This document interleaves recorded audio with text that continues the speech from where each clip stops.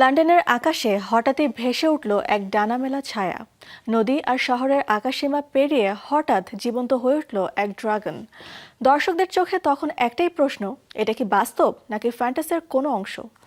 ড্রাগনটি ছিল মূলত house of the ড্রাগনের ভক্তপ্রিয় সাইরেক্সের 3D প্রতিরূপ। বিস্তারিত থাকছে প্রতিবেদনে। লন্ডনের আকাশ যেন হঠাৎই থমকে যায়। টেমস নদীর ওপর দিয়ে ভেসে আসছিল এক বিশাল ডানা ঝাপটানো ড্রাগন। টাওয়ার অফ লন্ডন আর শহরের আকাশরেখা পেরিয়ে তার উড়ান দেখে প্রথমে কেউই ঠিক বুঝে উঠতে পারছিল না এটা বাস্তব নাকি অলীক কোনো দৃশ্য। কিন্তু ধীরে ধীরে পরিষ্কার হলো সত্যিটা।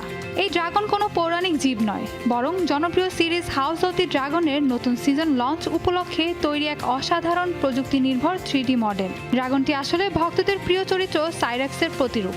তাই বাস্তব আকাশে এই ড্রাগনের উড়ান দেখে ভক্তদের উন্মাদনা আরও কয়েক গুণ বেড়ে যায়। জার্মান অ্যারোনটিক কোম্পানি এয়ারস্টেজ সিরিজের মূল প্রোডাকশন থেকে নেওয়া 3D স্ক্যান ব্যবহার করে এই ড্রাগনটি তৈরি করেছে। প্রায় 8 মিটার ডানার বিস্তার আর 23টি চলমান অংশে গড়া এই কাঠামোটি এমনভাবে ডিজাইন করা হয়েছে যেন দূর থেকে একেবারে জীবন্ত ড্রাগনের মতোই মনে হয়।